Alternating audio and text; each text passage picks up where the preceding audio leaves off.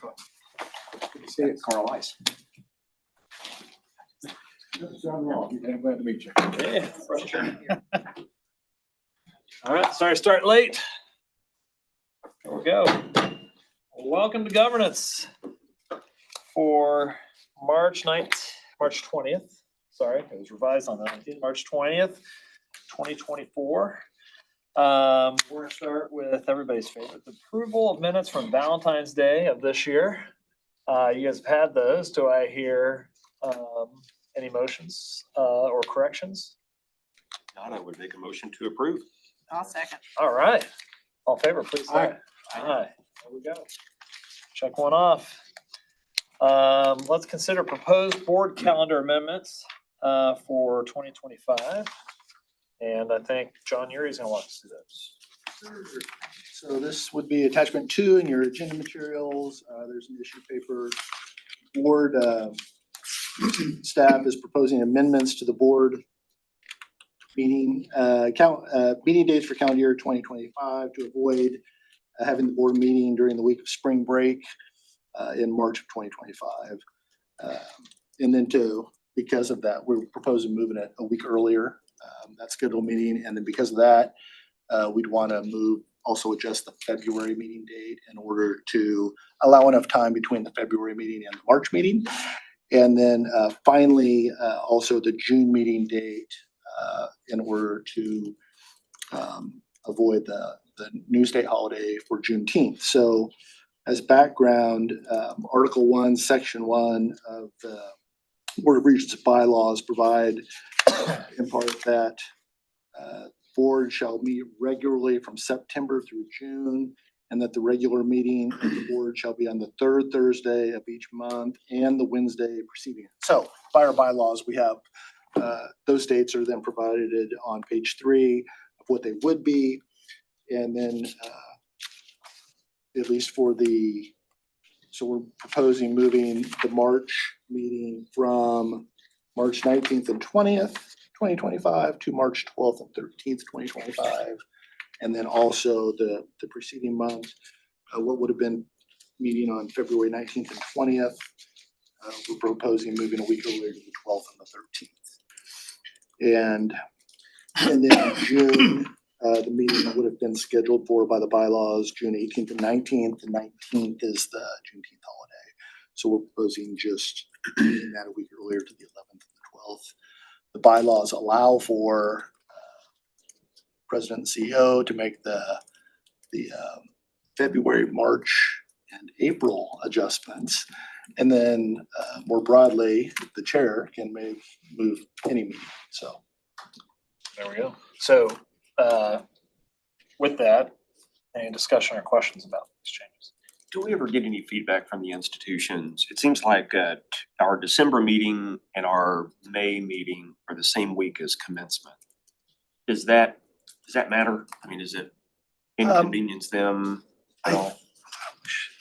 like we're Maybe a Blake. I think that we try to do our best. I get the impression though that spring break is the biggest issue. Sure. And I think that's why the bylaws are written that way. The commencements, I think they're typically able to work around, but I couldn't say for sure. When we were- I'm only just curious. When we were discussing these changes, we asked Blake to check, and I don't think it was an issue. Actually, December a lot of times is after commencement, but it gets too close to Christmas, so we can choose. And I thought we said we weren't moving from our standard in December. I'm sorry, I stepped out. Yeah, we're not. I thought that's what we'd said too. So therefore, our meetings in December 18, 19, they're not anywhere close to commencement. Which we didn't change December, right? Correct. Yeah, we're not proposing change in December at all. So what we're talking about, he was asking about December and May, Maybe just it's generally May. following commencement, not in relation to our changes. Okay, I just would say if we follow the standard of the third Yeah, third that's actually Thursday, post the commencement. third Thursday would typically be, I think, maybe I'm wrong. We bumped that up earlier one year, which may have gotten it. Yeah, this year it did. This year it did. We moved from the bylaws this year because we got ourselves concerned it was too close to Christmas. Okay. Just one guy's opinion. I think whenever we start adjusting from something about things like that, then that's when we get up against stuff stuff people are used to. So I think this year's okay. We'll have to worry about the future as we get forward. Fair question. Yeah, and I asked and Blake, I think, checked, and I think, okay, good with this proposal in that way. But I'm confused. So we're not changing December, right? So what are we actually, I thought, like told me, once This we. is to work- change February, March, and June. Oh, because, okay, all right. Yeah. I thought we didn't have to change February because of, I guess we got it too close. Okay, all right. Yeah. Sorry, I'm slow. You're good. Mr. Chair, I'll make a motion that we accept the proposed amendments to our calendar. I would second. All in favor? So is this goes to the board for a vote from here? Or No, actually, you don't need a vote because. you don't need a vote because the bylaws provide that president and CEO can just unilaterally make the changes. I think this was more for informational, so you all could discuss and The then. time we had I to, apologize for Valentine's Day. Get you in trouble. The chair can make the adjustment for June. All right, I'll withdraw my motion then. there we go. All right. I'll second your withdrawal. Thank you. I appreciate it. Don't leave me dangling. Okay, so enough musical chairs there with the. All right, then hearing anything else, Blake, I think we can move forward with those changes. President Planters. Okay, let's look here at, other matters. John, if you walk us through the first reading of this draft amendment, I'll give just a little background. We've had obviously a lot of conversations around these subjects. We got a bill in the House and the Senate around these things, the second year in a row. We changed really our practice as institutions around these DEI statements. And really is a good faith gesture. I think this shows that we were serious about that change in practice. And so the communications I've had across the street have been in that spirit of why we're looking at this today. We'll take a first read. Know there's conversations going on across the street today. They'll probably be ongoing for the rest of the session. The Senate's looking at it, House is looking at it. This is our kind of good faith effort. So depending on what happens, this will come back if we get through first read. It'll come back second read to governance, and then we can move it to the board in April for action. So all we're looking at today is really a first read of what this would look like in our policies. Does that sound good? Yeah, so this is attachment 3 of your materials. Okay, so before you do that, just so I make sure I understand. So that means for the board today, it's part of the governor's report. It's not really a topic for the board. Yeah, so I'll mention it in the governance report that we're looking at, because we'll need to get feedback from the institutions and other board members over the next month. But we wanted to take first stab at what it'd look like as policy, and then we'll get feedback. And this group right here next month would decide whether to send it to the board for a vote in that same meeting, which I think will be in Hayes next month. So, right? Yeah. Does that clarify? Yeah, so no board action. Board members will have a chance to weigh in on it's appropriate once we learn more. And this is the way we do things. We do first reading, get feedback, do second reading, vote. I appreciate that, Mr. Chair, because I think it would behoove us to wait for our colleagues across the street to see what they want to do. So thank you for the opportunity just to think of this as a first read. Yeah, and that's the way it was on the agenda. And also for the regions to have the same opportunity, because this hasn't somebody talked about. All right, so this is attachment 3 in your materials.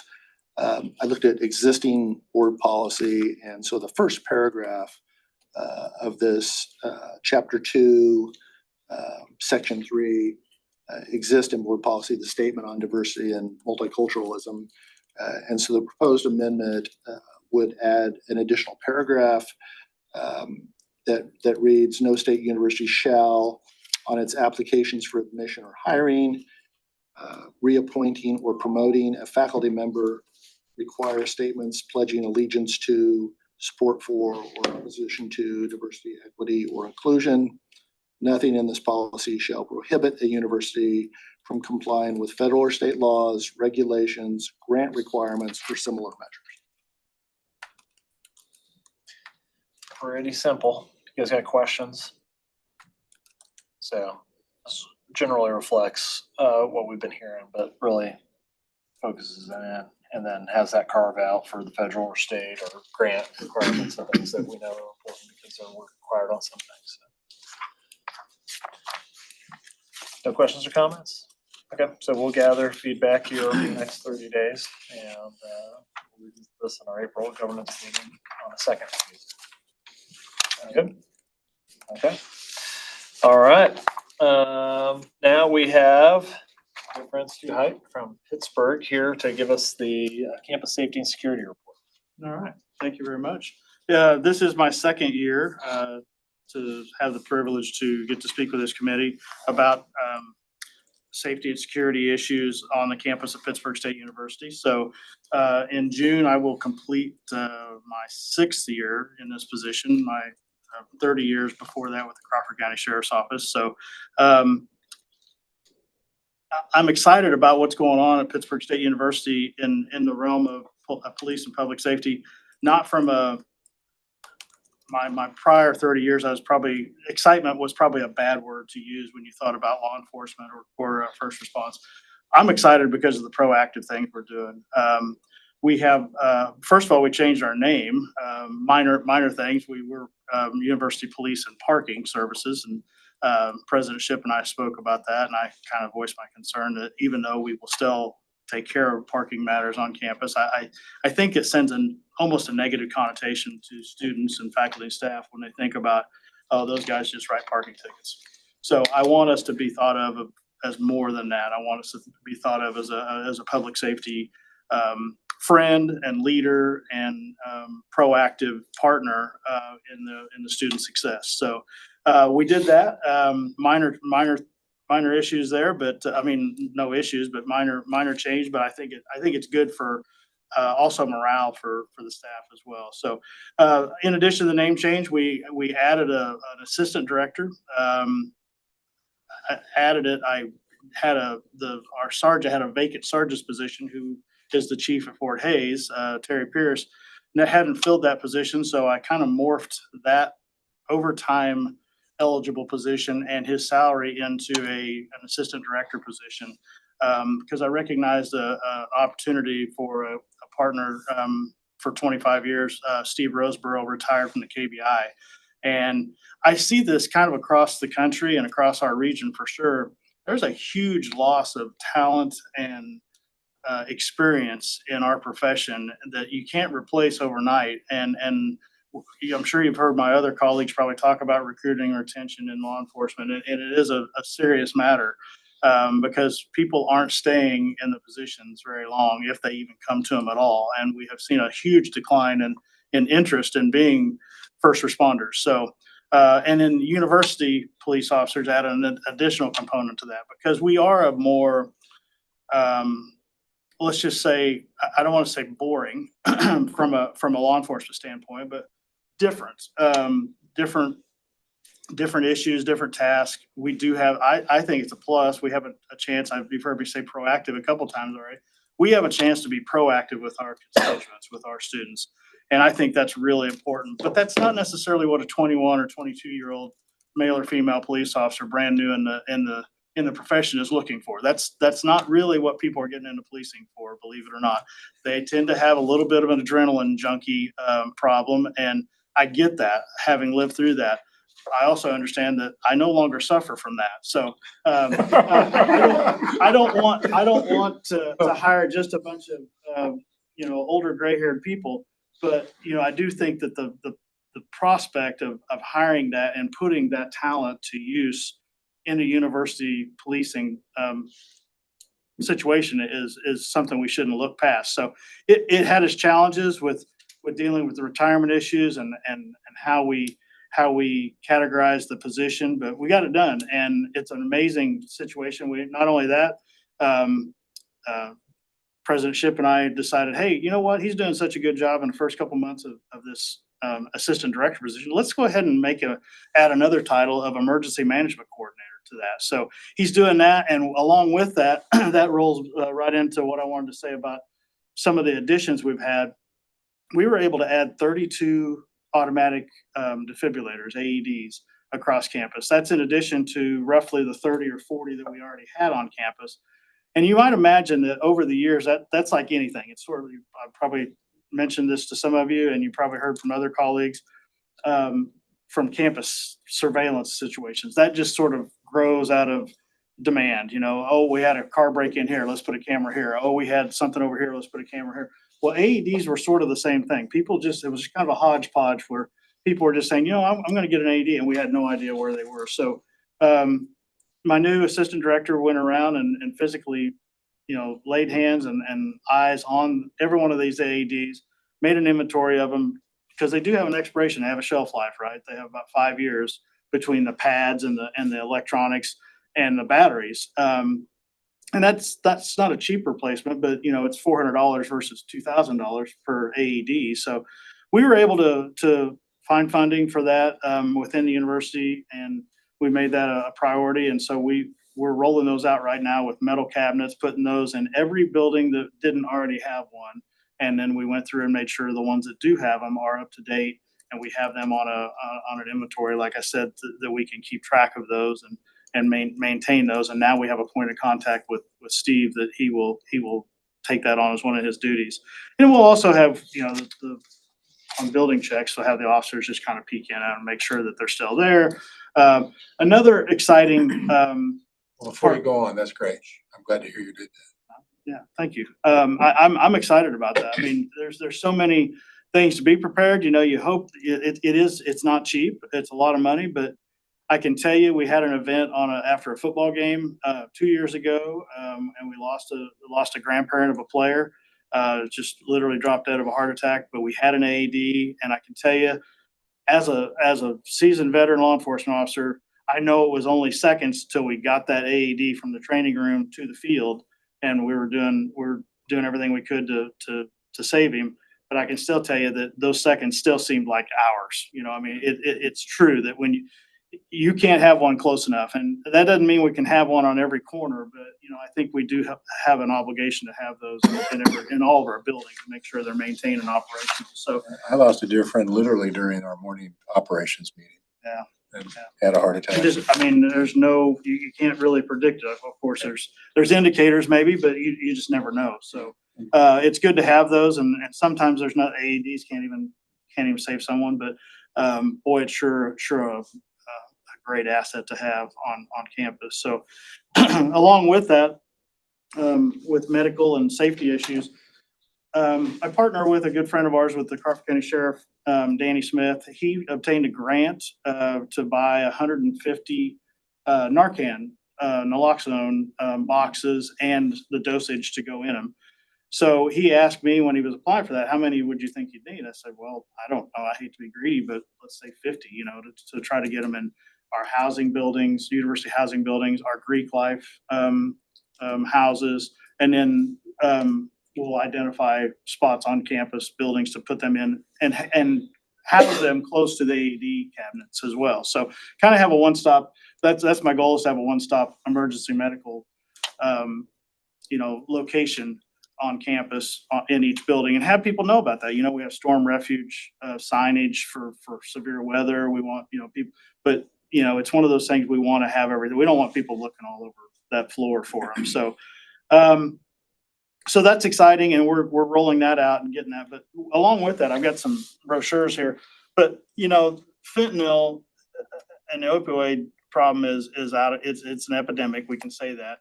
But the illegal fentanyl that are in the pills that are killing people, I think it's important to not only just roll these things out and mount them. And I don't want our student body to say, "What do you think we're a bunch of addicts, that are overdone." No, it's not that at all. If we and probably if you have conversations, we probably all know someone that may have been affected by a fentanyl overdose. I know I personally have in law enforcement. A good colleague lost their teenage son to a fentanyl overdose. It's the illicit distribution of this within pills that are counterfeit pills that look like Xanax or hydrocodone or something like that. And let's say it. We are a college campus. We don't see a lot, but I'm not naive enough to think that we don't have GHB or Molly, date rape drugs that are floating around on ecstasy. All those are illicitly manufactured and potentially have fentanyl that are used as a cutting agent, because fentanyl is so cheap and so easy to get that that's what the producers, the manufacturers of this in other countries are doing now, are manufacturing these counterfeit pills and putting fentanyl in it.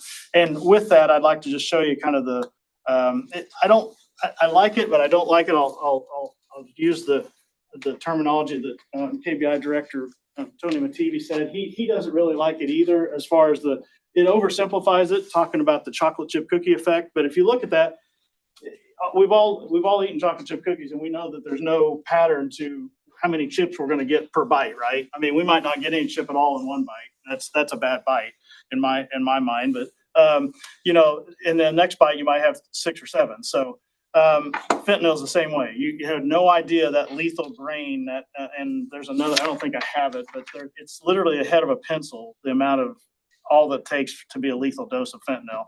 So this is just basically information I'm going to be putting out to talks about how to use the Narcan. It's very simple. It's a nasal inhalant. If you've come across somebody that's unresponsive, and hopefully you have a witness that says, hey, they took a pill, you have a pretty good idea. Otherwise, it doesn't. Basically, the nice thing about Narcan is it doesn't hurt to use it. I mean, you're not going to cause harm by doing it. And it can save a life if you do it, and it's because somebody is having an overdose episode. So I thought it was very important to roll that out, because I don't want, like I said, I don't want to give that negative connotation to the student body population and campus as a whole. What, you guys have a bunch of overdoses? No, we haven't had any, but I want to keep it that way too. So, So how about test Yes. strips? Do you have test strips available? so also? it's a great question, sir. I don't know enough about test strips, but I can tell you that I'm not sure where they would have a use. I mean, I know I know they're there, and I'm not trying to discount them, but you basically have to crush the pill and use. So you've obliterated that pill. So, okay, let's say you test it and it didn't have fentanyl in it. Does that really make you feel better about another handful of pills that you didn't test? I mean, because 7 out of 10 pills have fentanyl in them. So did you get one of the 3 that didn't have it? Or so I think it's okay.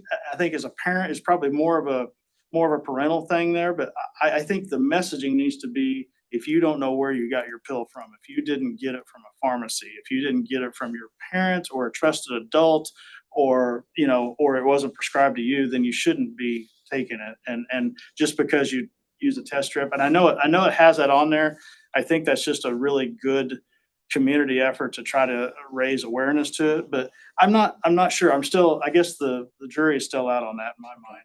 So, Well, certainly in mine, I don't. yeah, I just don't know. But my thinking has evolved, at least some. Yeah. To understand how they might have value, but Definitely.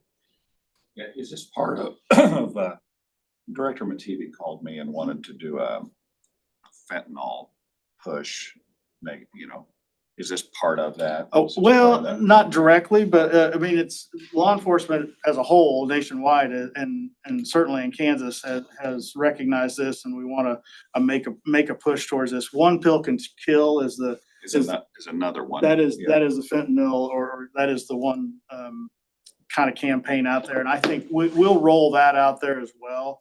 But mainly just we want to inform our campus community of why we're doing this. This is here, I want to maybe make it like an AED. It's like, okay, the AED, you walk by AEDs every day. You don't need those either. So, Narcan's no different. It's just, or a first aid kit. If you walk past the first aid kit, hopefully you never need that. But we, just subliminally, we want to get it in their minds that it's there in case you do need it. And we're just trying to arm the campus with another tool to combat that in the unlikely event that we'll have it. But I do think there's some merit and in a party type life, even though we know that they're not supposed to be. I do believe, and this is not a dig on Greek life at all, but I do think that there's a good.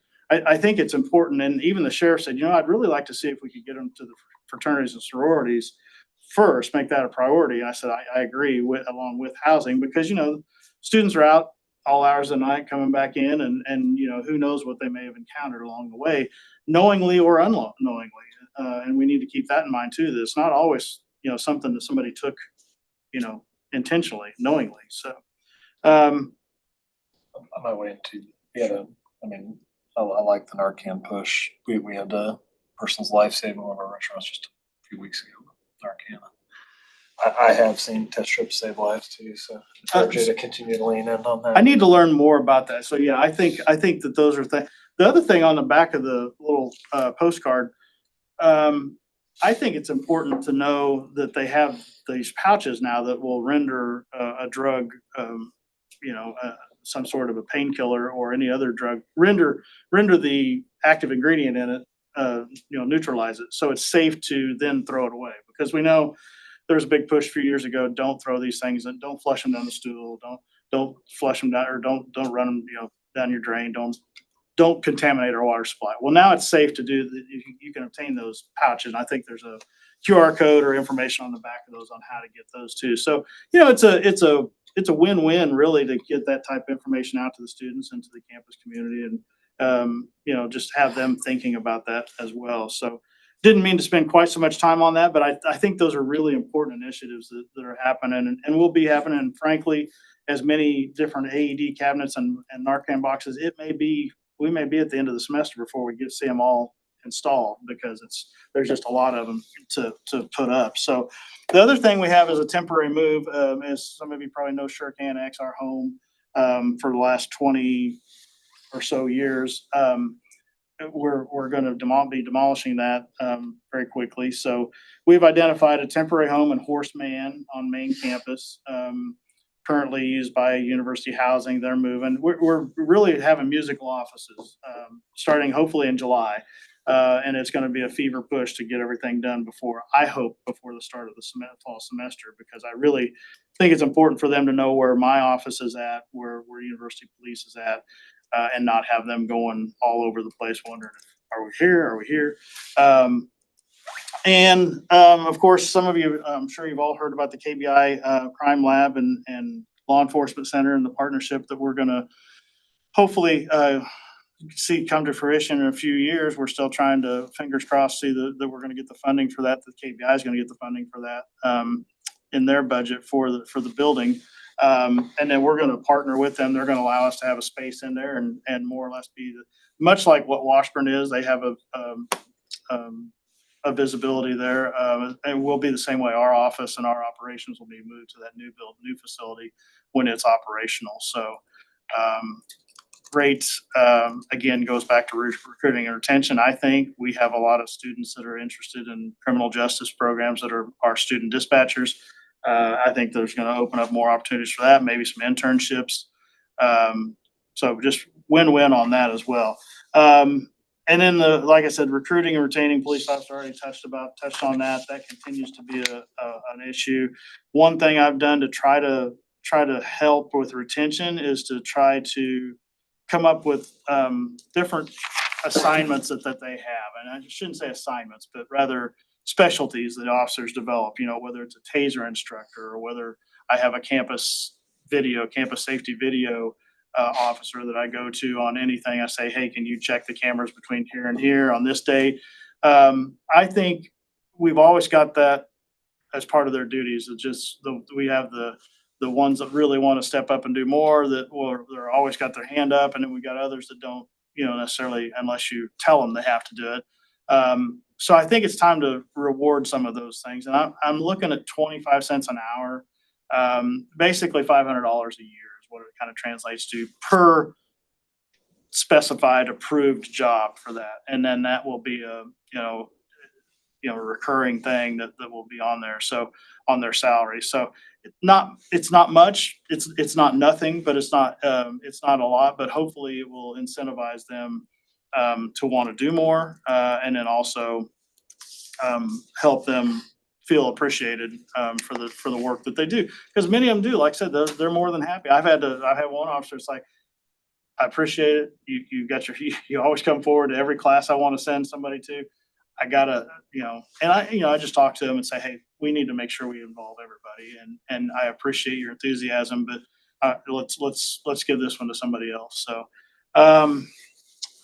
and we continue to use Rave, as our mass notifications, which works out well. We've been doing a testing with that, working with ITS and HR. Big push. I spoke with the, faculty senate and the UPS group and the USS groups on campus about Rave as an opt-out for students. In other words, if you were a student there, you're automatically opted in to the Rave system. You're every known way of communicating with you, we have that, we collect that. 20 plus years ago when Rave was implemented, that cell phones weren't quite as prevalent as they are now, and people were conscious of, hey, I don't want to get a text message. I don't want to get, I don't want to get a bill because back then it was per minute, and per use. So faculty and staff wanted to opt in. So in other words, they wanted the ability to put the information in themselves rather than be told that they have to do it. So we went and got that approved with every group overwhelmingly. Had great discussions, no opposition to it. I think we all know we live in a world in this day and age that we all want to know.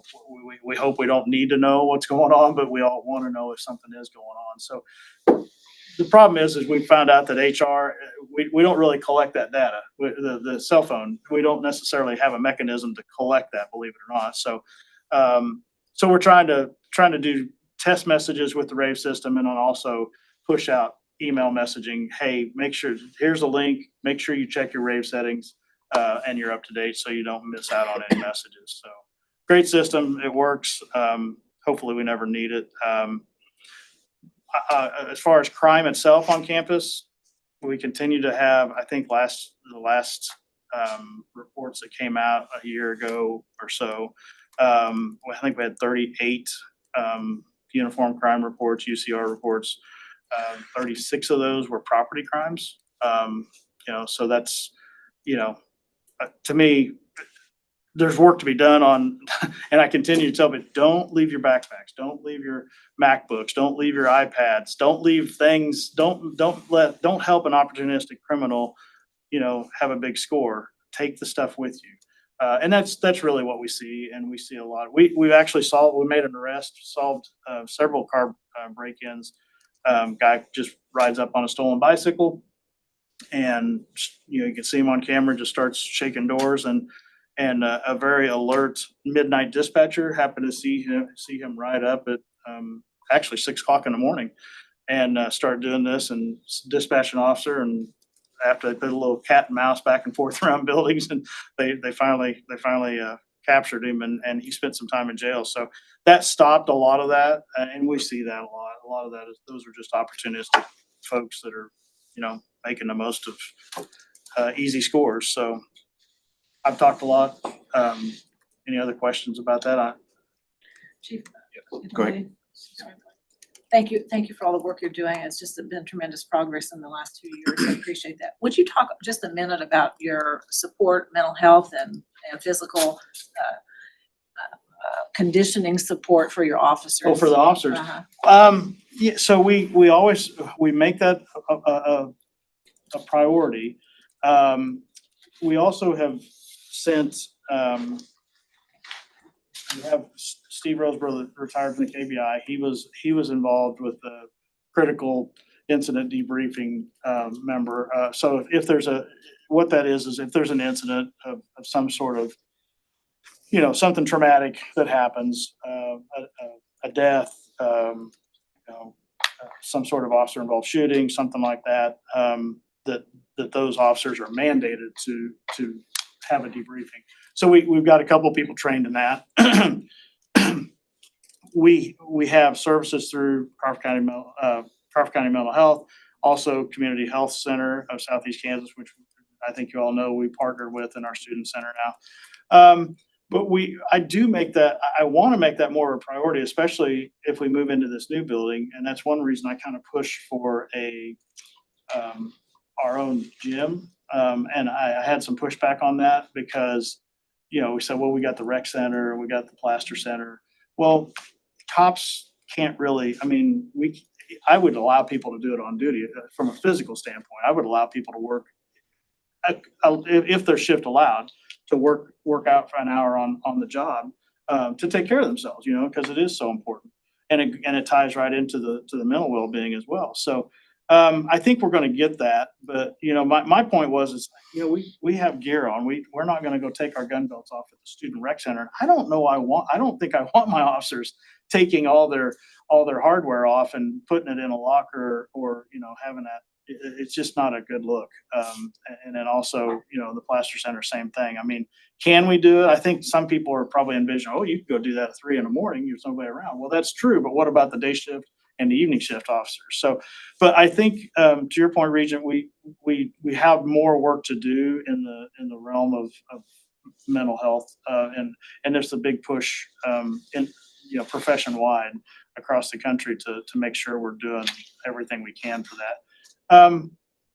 You know, we're a small group, so I like to think we do a good job of just checking. We have a good support system. All the officers talk to one another, and and we have both support systems and families, in their families and friends, and as well as being a small department, we are like a small family. Now our family, unfortunately, changes members a lot, just because it seems to be the nature of the business of, you know, I just lost an officer he was with us for 13 whole months, and that was one of the longer ones. I mean, a lot of them, you don't, when you're in an interview, you don't want to do too much of a negative sell. That's like, I want you to understand, this is going to be different. You know, this is going to be, I won't use the word boring, as I said earlier, but I really push up against that and say, I don't think you completely understand what kind of different work this is. You have to kind of look for things to make this your own job. So, and engaging with students at the dining hall, things like that. This is way off of what your question was, but that's what I try to push officers to do. Is you see an officer you see a student walking across a parking lot at night at 9 o'clock at night, say hi to him, talk to him, let him know you're there. I mean, let him see you. So, but that. I really have started trying to identify in interviews people that are, and I guess we all would want our police officers to be engaging, right? But I think there's a different type of engagement on a college campus. So, and I apologize, really had nothing to do with your mental well-being question, but It's mindset, so. it's mindset. Yeah, it really is finding the right person for that mindset. So. Yeah, just had a quick question. First of all, just to reiterate what Regent Lane said, Chief, thank you for what you do. You may not know that Chief is also the mayor of Pittsburgh, so he's got a lot on his plate. Pittsburgh State has a unique challenge in being 5 miles from a state that has legalized recreational marijuana. Yes. Have you seen an impact on the Pitt State campus of what Missouri has done? So I don't. That's a great question, Regent Benson. I read the shift summary. We had the smell of marijuana in one of our housing buildings last night, and I see that. I don't know that I see it any more than I saw it before the legalization push. I tell you what, I think there's more of, and we don't necessarily see it, but I think there's a lot more of the edibles because of the close proximity, like what you just mentioned in Missouri and Oklahoma. It's so readily available, just 30-minute drive away. I think there's a lot more of that. Now, I'm not seeing we're not getting a lot of calls, EMS calls or medical calls, because of that. But I don't think I see any more, surprisingly, haven't seen any more of it than what you would expect to see. Maybe some lost tax revenues to mayors. Looking at both sides of it now. Just kidding. Any other questions for? Well, thank you, guys. I appreciate this opportunity. Thank you. So Thanks for what you do. Mr. Mayor, Chief, Yeah. thank you both for what you do and your partnership. thank you. Thanks for coming in today. My It's not a pleasure. short drive, so. You guys are welcome to keep the postcards. If you don't want them, I'll take them back and repurpose them, but totally up to you guys. I don't want to cause you guys to have extra debris. Any, Your conservative nature there to get us distributed. Get 'em Thank back. You bet. Thank you, Chief. Appreciate it. Is there any old or new business before this board today? Okay, we got 3 more governance meetings left this year. April, May, June. Yeah, that June date's gonna have to change. Yes, I will. So we'll get that adjusted. But we will start reviewing the CO composition next meeting. Is that right? That is right. That's what I wanted to bring up. I mean, there's a couple approaches. Last year, we pursued 3 reads. So that, which I think is the right thing to do for what it's worth. So that would mean next month we'd start that. So I know you all have given that thought and have strong views already, thoughtful views already. But any conversation we can have about that would be helpful. The first one will probably, I would suggest we'll probably look at the background information, like things like market comps, as difficult as they are to do and get for our folks. And then, you know, as we have our evaluations unfold, then we can start to talk about numbers the next one and then really try to have a recommendation for June. So make good progress in May, recommendation for June, and then think about how we communicate and get them approved, since that was challenging previously. Other questions or comments? I guess. Another great governance committee in the books.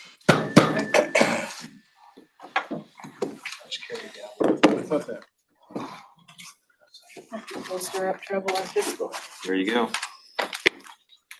Just money, right? Well, we have a city manager. So Okay. he's an elected city council. They just take turns serving as mayor for a year. So it means they preside over the meetings, Okay. do proclamations, stuff like that. Yeah. Yeah. That He makes does get sense. paid like $200 a day that he works. which- How are you, Mr. Chairman? Good. Yes, it is. How you doing? Good, How you doing? good, hanging in there. So, getting all ready for this tournament, so. Yeah. However long it may be, Long well, run. we'll see. Is Hunter gonna be healthy? I haven't heard. Well, Self said that did all contact, was looking good, so. Had to sell the positive. He didn't have the, yesterday with McCullough. Tournament, so, yeah. So, hey, I was, gonna chat with you about, the